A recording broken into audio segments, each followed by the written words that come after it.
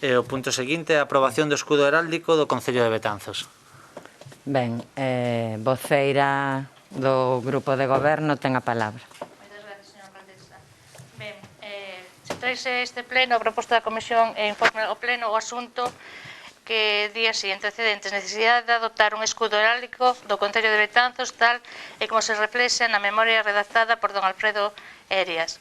Dictamen favorable da Comisión Informativa de Nomenclato, Distinción e Honras do día 18 do 10 do 2017.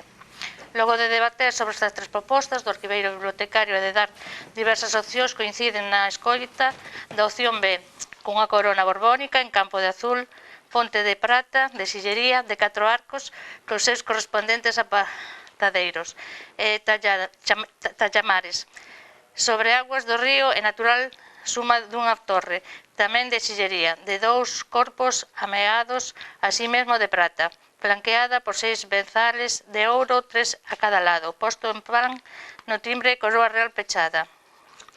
Terceiro, providencia de alcaldía de data do 24 de 10 de 2007, pola que se incorporase expediente de aprobación do escudo heráldico do Concello de Betanzos e solicitase informe xurídico do proceso a seguir.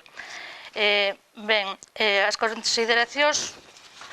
Perdón, é que deixei as gafas e non vexo nada. Tedes que perdonar.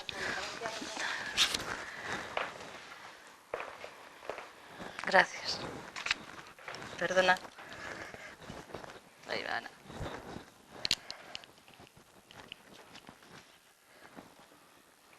Bueno, nada que ver.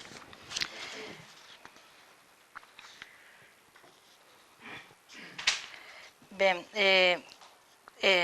sigo. Consideracións. Ninguna entidade local de Galicia poderá utilizar escudo heráldico ou bandeira que non fose aprobado no Consello da Xunta de Galicia, sen prexuízo daqueles que foron aprobados pola Administración do Estado con anterioridade e transferencia de competencias nesta materia en favor da Comunidade Autónoma de Galicia.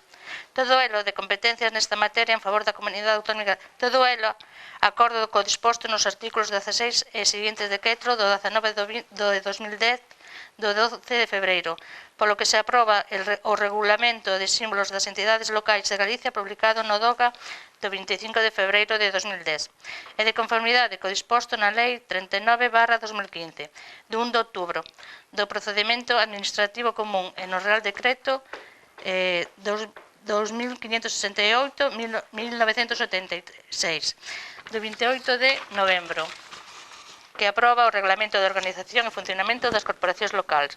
Tendo en conta esta competencia municipal na materia atribuída polo artículo 225.2 da Lei 7/1975 de abril, reguladora das bases de régimen local, e as atribucións concedidas á alcaldía polo artículo 21.1 do LBRL e o réximo de atribucións plenarias do artículo 22.2 da LBRL, propóñese a este pleno a corporación, previo dictame da Comisión Informativa correspondente, a adopción do seguinte acordo. Primeiro, iniciar o expediente para a adopción do escudo heráldico do Concello de Betanzos de acordo coa memoria histórica heráldica e os dibuxos do escudo redactadas no mes de outubro de 2017 polo director do Museo e da Biblioteca Municipal don Alfredo Erias.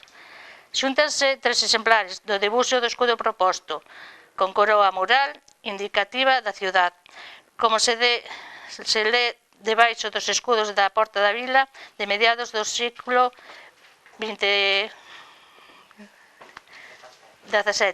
Unha ciudade con título desde 1465 amurallada, ademais, e con tradición de levar o seu escudo esa coroa polo mesmo na etapa que vai de 1937 a 1967 aproximadamente. Segundo, someter o expediente de adopción do escudo heráldico do Concello de Betanzos a un período de información pública durante un prazo dun mes mediante a publicación de anuncios no tabloeiro municipal de editos e no Diario Oficial de Galicia.